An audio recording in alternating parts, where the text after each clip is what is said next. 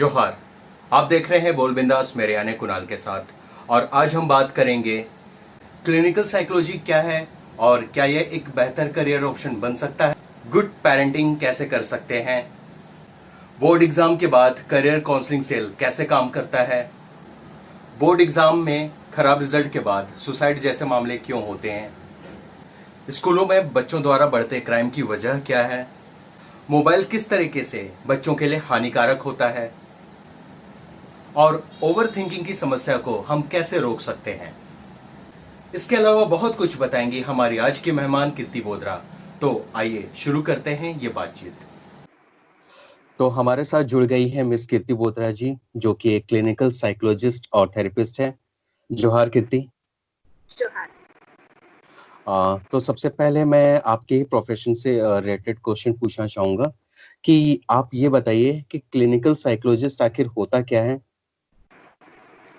Clinical psychologist अगर हम बात करें तो क्लिनिकल साइकोलॉजिस्ट इज बेसिकली एक इंट्रोगेशन है टुवर्ड्स साइंस थ्योरीज एंड उसके जो अदर पर्सपेक्टिव्स हैं उस पर हम बात करते हैं तो वो काफ़ी डायमेंशंस में वर्कआउट करता है, जैसे कि डिसफंक्शनिंग उसके डिस्ट्रेस कैसे होता है और एक वेलबींग जो ह्यूमन बीइंग के वेलबींग और उस पर कैसे साइकोलॉजिकल असेसमेंट किया जाए तो उस चीज़ पे वर्क करता है। तो it's like kind of a mixture of the medical, health and a psychological factor altogether.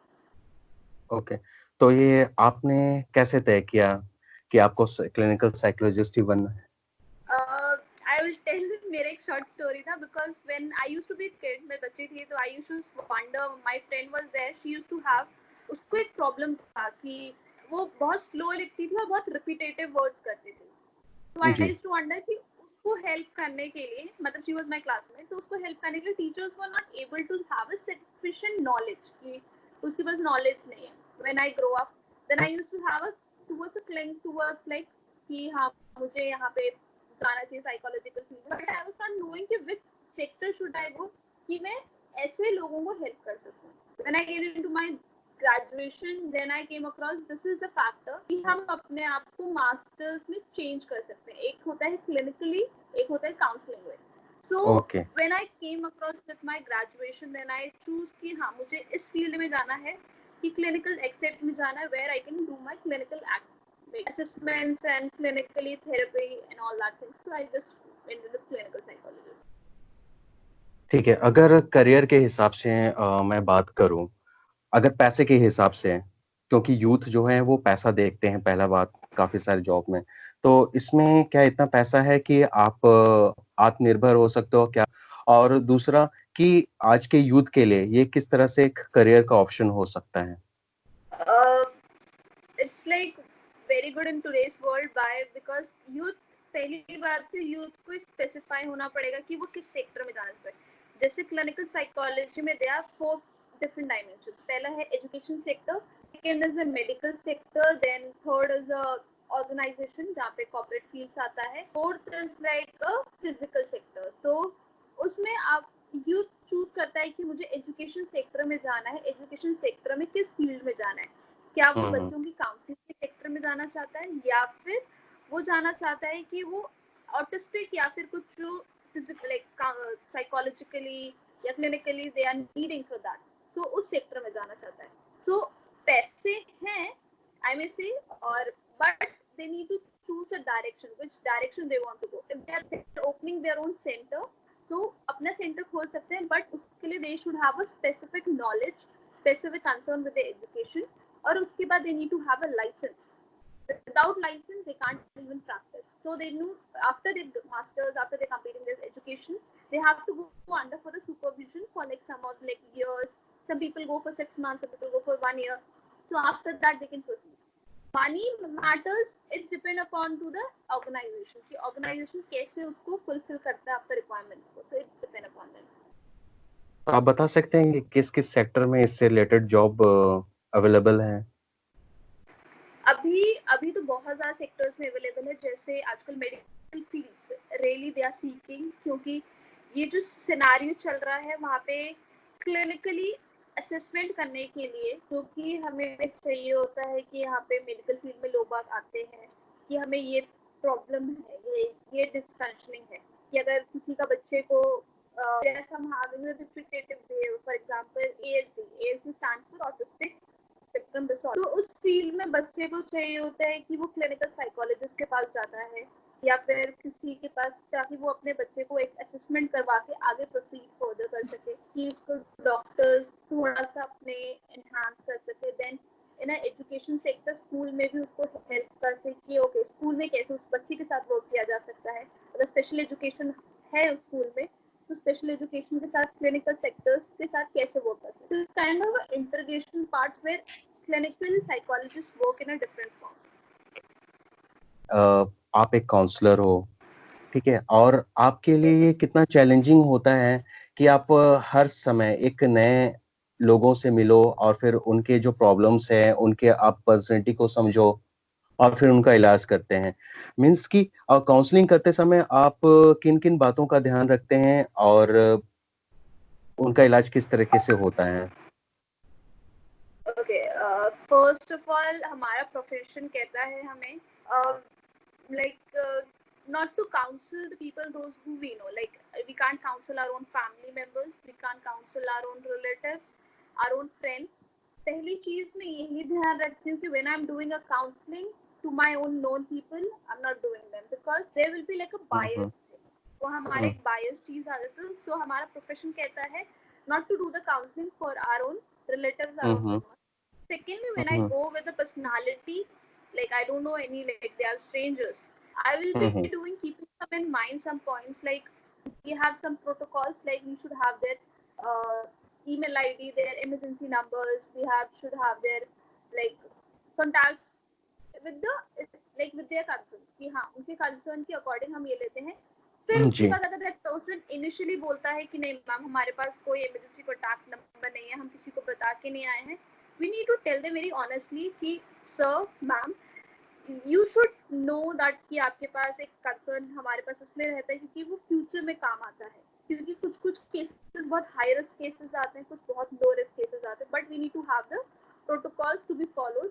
और कुछ भी पर्सनालिटी चेक करना होता है, जैसे कि कोई आता है हमारे पास बहुत डिफिकल्टीज लेके कि मिस मैम ये नहीं हो रहा है, ये नहीं हो पा रहा है, so that time first of all we have a good rapport building with them, we calm down with their rapport building। अगर हम initially उनसे information पूछें तो वो हमसे भाग जाते हैं। It happens in many of the cases, like they don't have a good rapport building, they have like बहुत सारी challenges। पहला challenge आता है कि they have seen me somewhere or the other, like you are a very young child, you don't know how to do that. There's so many problems comes when we counsel to our own friends, when we go to our own known one key, okay, but when we work in a professional field we do keep some ethics where we need to have standby. There are some like this kind of a things I do, and there are so many challenges which we face across, but I try to overcome with this, like been doing from so many years, so I've been practicing out, and I do have my own supervisor, just supervise करते रहते हैं कि क्या चीज गलत हुई है, क्या चीज सही हुई है, उस पर वर्कआउट करते रहते हैं। तो इसके लिए कोई हेल्पलाइन या कोई हेल्प ग्रुप होता है असिस्टेंस के लिए? Yes, there are so many helplines, there are so many help groups which has been there. For example, like there are so many numbers. Like I will share, like they are like age group wise. If the child is having some psychological tantrums, like उसके thoughts आ रहे हैं, so they are like psychological counseling for suicidal thoughts. They are like numbers. They are a kids helpline number. If some kids are being bullied out, if they have been abused out. So number we do have different organizations, different places to have. So you can check in your net, you can download, you can search in the net. So one number I do that is in my phone, which I do keep, that is 0800948787. This is for basically for 5 years to 8 years kids. So this is the helpline number which I do get contacts. There are so many NGOs where they do keep these kind of, and अभी Delhi में काफी numbers जो शुरू हुआ है, so there's like a kids helpline number and seniors के लिए भी helpline numbers है, so different places, different which is like according to the location they do have their numbers। क्या कोई कॉलेज या कोई इंस्टीट्यूट इंसान को काउंसलिंग का काम सिखा सकता है या फिर ये दोनों का कॉम्बिनेशन होता है? कॉलेज कॉलेज और इंस्टीट्यूट में बोलोगे तो नहीं सिखा सकता है. It's kind of a thing like which we learn with our own experience. Like जी. वी डू स्टडी, जैसे हम प्रैक्टिकल करते हैं, हम उसके बारे में पहले हम्म. थ्योरी जानते हैं, उसके हम्म. बाद we go in a practical field, we go and we learn through that. Hmm. So hmm. सीखने के बाद मतलब it's kind of a practice that makes a man perfect. So जी. Initially we can't do it. Okay, some seniors people are there, they help us how to counsel. So hmm. it's kind of a practical knowledge and it's kind of a practice that makes us to be perfect in this field.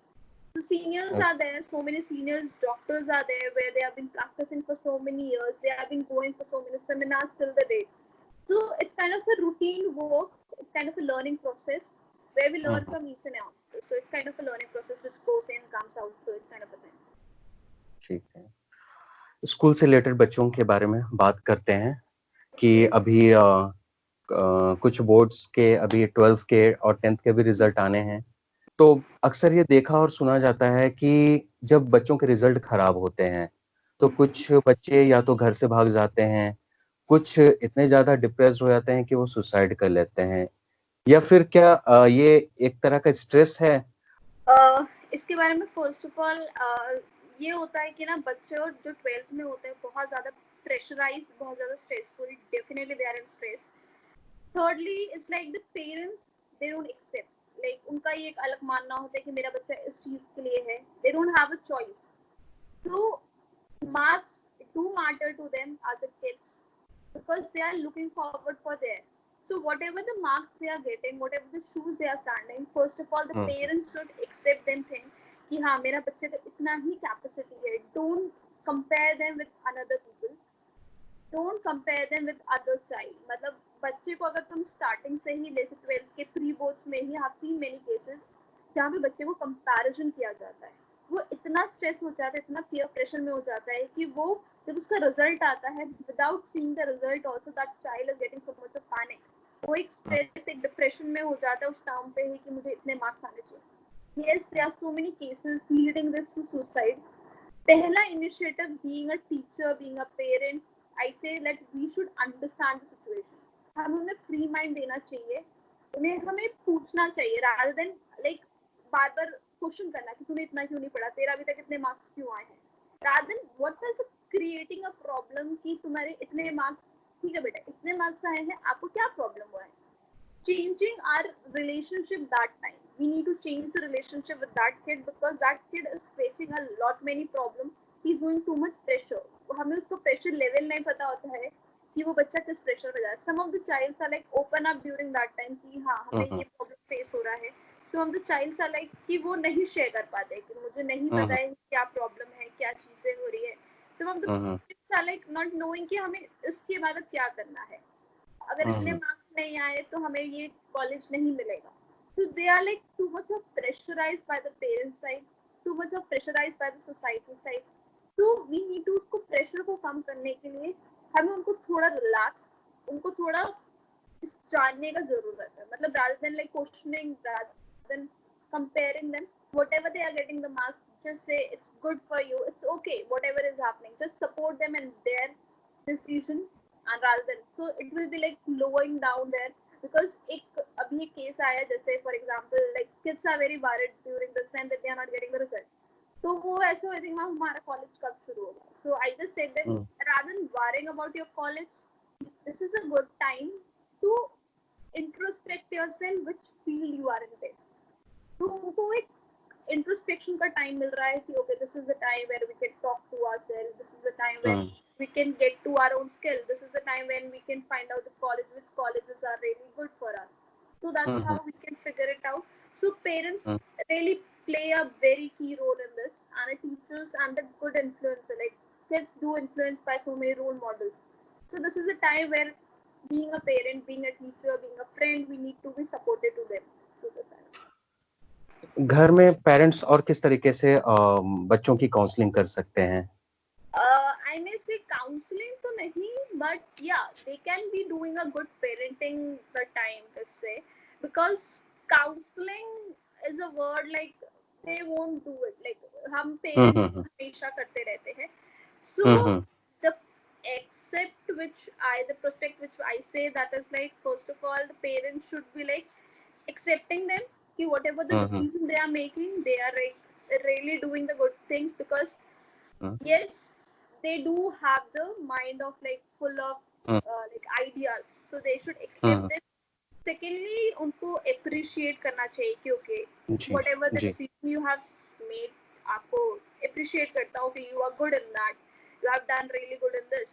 But hmm rather than appreciate, भी एक चीज पे बोलूंगी, उनके work को appreciate करो, rather than उनको appreciate करो. अगर वो बच्चे को आप appreciate करोगे, तो बच्चा एक प्राइड वाली फीलिंग में आ जाएगा, उसको एक मतलब एक घमंड टाइप आ जाएगा. तो उसके वर्क को अप्रिशिएट करो, उसके डिसीजन को अप्रिशिएट करो. Thirdly, adventure. Make it an adventure kind of a thing for a child, so that the child may know कि okay, मेरे लिए क्या चीज सही है, क्या चीज अभी करना चाहिए, so that I will be doing a roller coaster life, like I will be getting some adventure kind of a thing. Fourthly, advice from others. Do seek advice from others. That will be really good for the kids. That will be like kind of a thing which the parents can do, like seek from others. And the last is, I must say, ask them whatever they want to do. उनके decision, उनके perspective को कभी मत रोको. So the child will able to understand you, the child will be able to know you, which accept मतलब किस sector में आप उनसे बात करना चाह रहे हैं, तो child will be knowing you out. So that is the thing. अच्छा, 12th के एग्ज़ाम के बाद बच्चों में काफ़ी कन्फ्यूज़न का समय होता है कि वो क्या किस लाइन पे जाएँ, क्या कोर्स चुनें जो उसके करियर को सही रख सकता है। बहुत बार होता है कि गलत डिसीज़न आप गलत कोर्स चुन लेते हैं। तो ऐसे समय में क्या काउंसलिंग सेल किस तरीके से काम करता है? In a counseling cell, we do have kind of a thing like career counseling. So they can go to the जो career कि हाँ। counselor. Yeah, they can go hmm, to the hmm. career counselor. They can go to the some of the seniors. They can hmm, go hmm. for some of the counselors also, where they will like analyze. They will go with the assessment कि उनका कौन सा sector सबसे अच्छा है. So hmm, there are so many organization has been opened up for the career counseling. So I must say कि बच्चों को career counseling में जाना चाहिए एक बार. उनके स्कूल्स में भी काफी स्कूल्स में करियर काउंसलिंग के ऑप्शंस आते हैं, काफी हुँ, हुँ। काउंसलर्स, काफी टीचर्स आजकल के टाइम पे मतलब उनको 12th में आने से पहले ही 11th और 12th के मिड स्टार्टिंग में ही टीचर्स बच्चों को बताते हैं कि कौन कौन से ऑप्शंस हो सकते हैं, कि when you take the stream which are the options. So if one suggestion for the 11th and like especially for the 11th standard, those who are hmm, right now, you should seek for like kind of a कि तुम्हें कौन सा subject अभी से अच्छा लग रहा है, उस पे कौन सा तुम्हें आगे जाके which is helpful for you. If you are liking this subject, उस सब्जेक्ट पे आगे क्या क्या ऑप्शन हो सकता है. तो they should start seeking from 11th standard onwards rather than in 12th standard, because 12th standard में already pressure होता है कि आपको पढ़ाई करना है. 12th के बाहर निकलने के बाद you don't have a time, you are a bit of confused. So we should hmm. start initially from the 11th standard onwards for the kids कि उनको उस टाइम पे कैसे जाना चाहिए. मेरी और आपकी तरह बहुत सारे बच्चे ट्राइबल कम्युनिटी से बड़े-बड़े शहरों में पढ़ाई के लिए, जॉब के लिए जाते हैं। वहाँ उन पर उनके काले रंग या फिर बोली को लेकर, लैंग्वेज को लेकर कई बार नस्लीय टिप्पणी यानी वो रेसिज़्म का शिकार हो जाते हैं। कुछ तो एडजस्ट कर लेते हैं और कुछ वापस अपने घर लौट जाते हैं। तो आप क्या मानती हैं कि स्टेट गवर्नमेंट की तरफ से या फिर जिस भी स्टेट बच्चे जॉब करने के लिए या पढ़ने के लिए गए हैं, वहाँ एक काउंसलिंग सेल की व्यवस्था होनी चाहिए? Yes, definitely it should be there. And like जैसे you and me, we comes from the tribal background.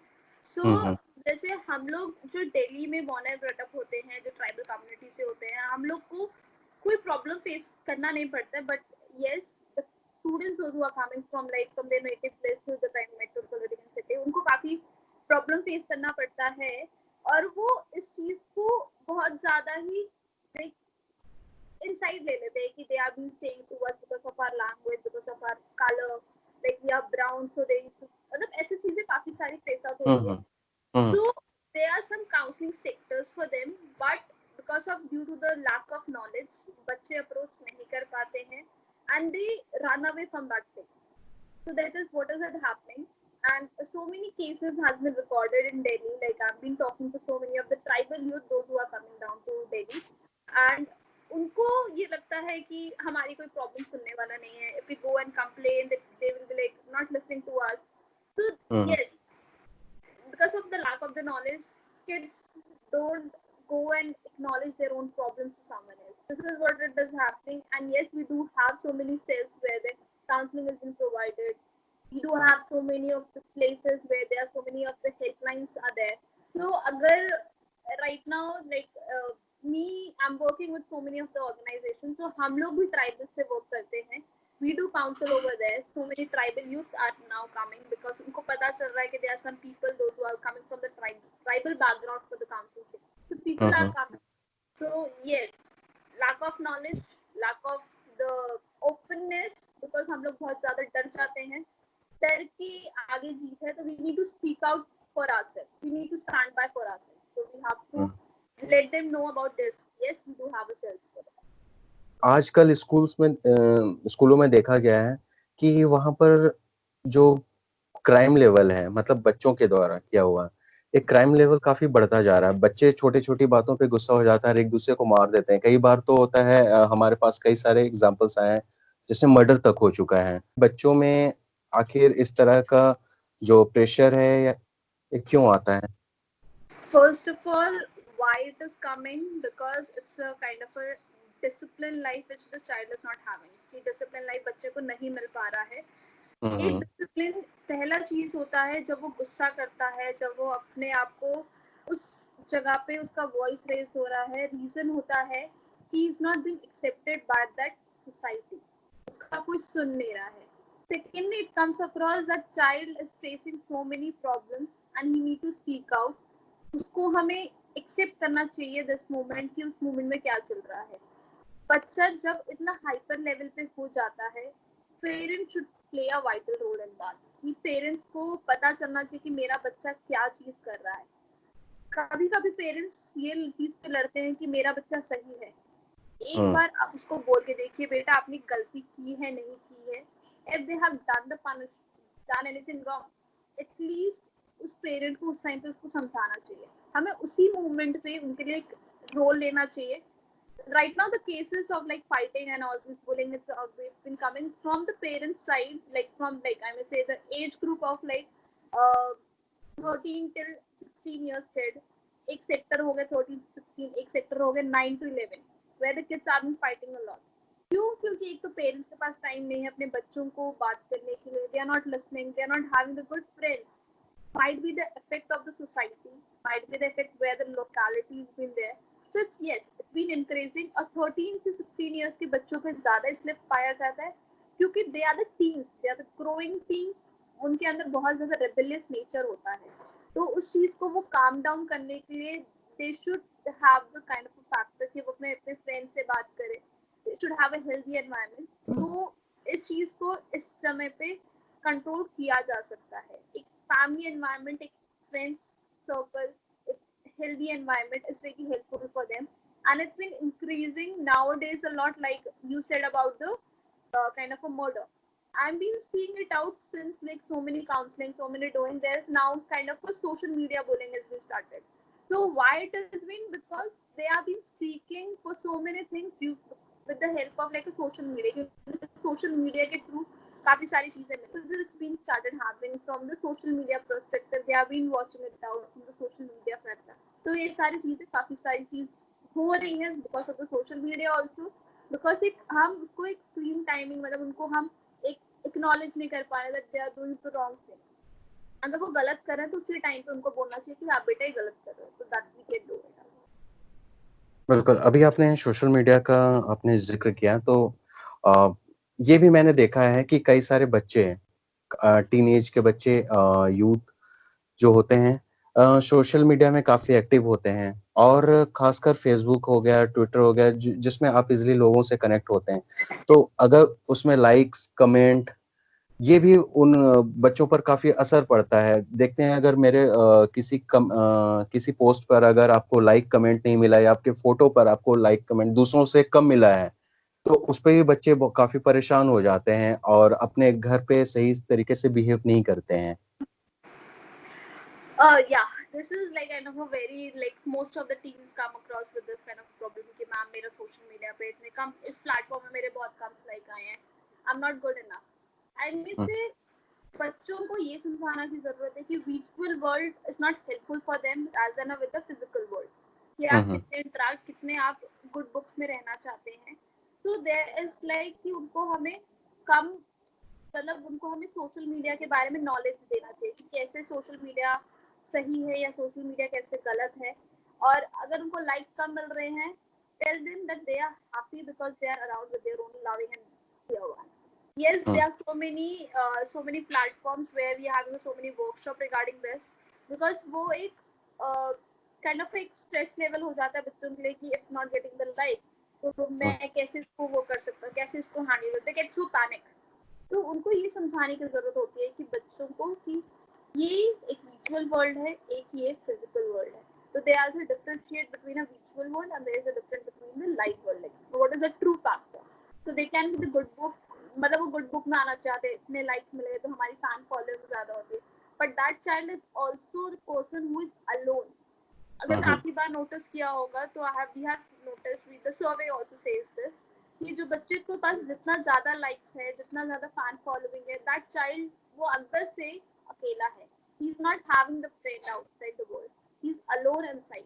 So that is what the psychological factors also, if they are having so much of people around them also, like so much of likes, so much, that child is like kind of alone inside।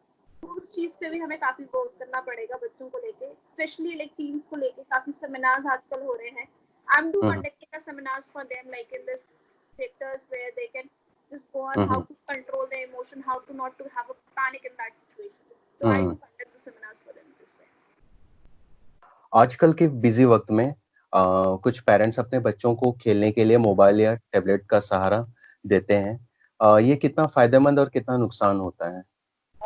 पहली बात तो it's like good enough that the kids are getting good with the technology. अच्छी बात है कि बच्चे इसको use कर रहे हैं, बट साथ साथ ये बहुत ज्यादा नुकसानदायक है। कैसे? पहली बात तो बच्चों को कंट्रोल नहीं होता है, वो बार बार फोन में गेम्स खेल रहे हैं, अपने टैबलेट में कुछ खेल रहे हैं, लैपटॉप में, उससे हार्मिंग देयर ओन आई, आंखों को नुकसान दे रहे हैं, साथ साथ अपने बॉडी को भी नुकसान दे रहे हैं, क्योंकि ब्रेन वो उस चीज को रिलेट नहीं कर पा रहा है। काफी ज्यादा हार्मफुल रेज उनके उस पे आ रहे हैं, उनके आईज पे आ रहे हैं, and it's creating the problem for the parents also कि बच्चा फोन छोड़ने को तैयार नहीं है, या फिर लैपटॉप या मतलब टैब कुछ छोड़ने को तैयार नहीं। तो what the parents can do and during this time is also कि उनको एक स्क्रीन टाइमिंग का सजेशन दे सकते हैं हम। They can have a structured way of timing, like उनको एक लिमिटेशंस ऑफ टाइमिंग कि ठीक है बेटा, आपको इस टाइम पे आपको फोन यूज करना चाहिए, या फिर कुछ गेम खेलना है तो आपको इतने से इतने limit, where the like the child will be like knowing कि मुझे okay this is the timing for myself कि मैं इस टाइम पे अपना फोन यूज कर सकता हूँ या अपना टैबलेट।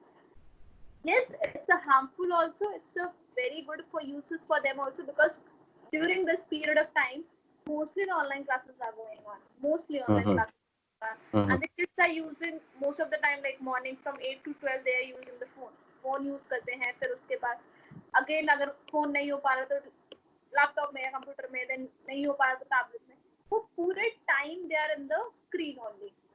उसके बाद उनको वो अगर उनकी क्लासेस खत्म होती है वो सीधा जाके जंप कर लेते अपने वीडियो गेम्स पे। तो it is yes it's harmful. What I suggest for the kids and for the parents, आप एक स्ट्रक्चर्ड मेथड रखो, बच्चों को रिलैक्स करने का टाइम दो, उनको बोलो this is the time for your relaxation, ask them to take a nap. क्यों? क्योंकि सोना बहुत जरूरी है, क्योंकि उनकी आईज एक बार भी बंद नहीं होती है। अगर उनके आंखों में पेन शुरू होगा या फिर उनके चश्मे का नंबर बढ़ेगा, तो make them to wash their eyes. If they are getting a relax time, do ask them to wash their eyes and do ask them to have a water bottle during their classes. Ask them to keep the water, drink the water during that classes, because वो देख रहे हैं उनके body में पानी की quantity लो हो रही है, where the water will be helping them out to come up, like to their increase their own stamina.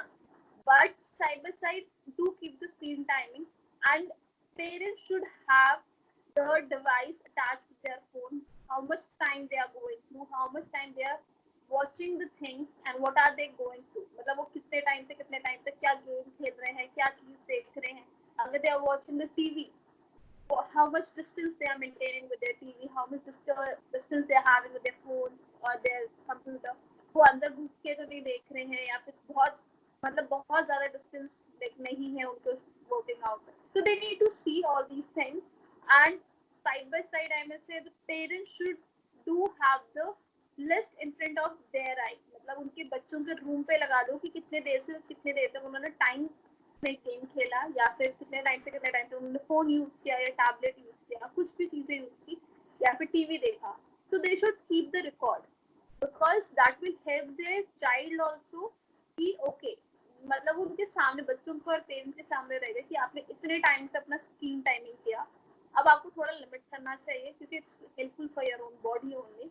कि आप इतना ज्यादा वॉच करोगे तो आपको स्पेक्स लग सकता है. They should tell them rather than shouting on them, some precautions like उनके सामने कुछ चीजें they can work out as a parents.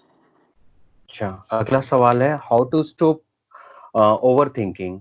मेरे को लगता है ये जनरल सवाल है, लेकिन इसके वजह से ये हम भी मानते हैं कि कई बार हम जरूरत से ज्यादा सोचते हैं और शायद ये जो जिस जिस को हम प्रॉब्लम की तरह ले रहे हैं वो शायद एक प्रॉब्लम ना हो, लेकिन फिर भी इतना स्ट्रेस लेते हैं कि हमारा जो डेली लाइफ है वो काफी इससे बर्बाद होता है. How to stop overthinking? It's like when we are having a stress. ठीक है, अगर हमारे पास stress है तो we do think that वो जो thought होता है उसको हम repetitively अपने brain में लेते हैं. We need to switch over to our work. अगर हमारे पास कुछ चीजें होती है जैसे we are sitting idle, it comes overthinking start when we are sitting idle. So we need to stop sitting idle. We need to develop our time. हमें उसको cultivate करना चाहिए, उस टाइम को हमें यूटिलाइज करना चाहिए ना गुड फॉर्म.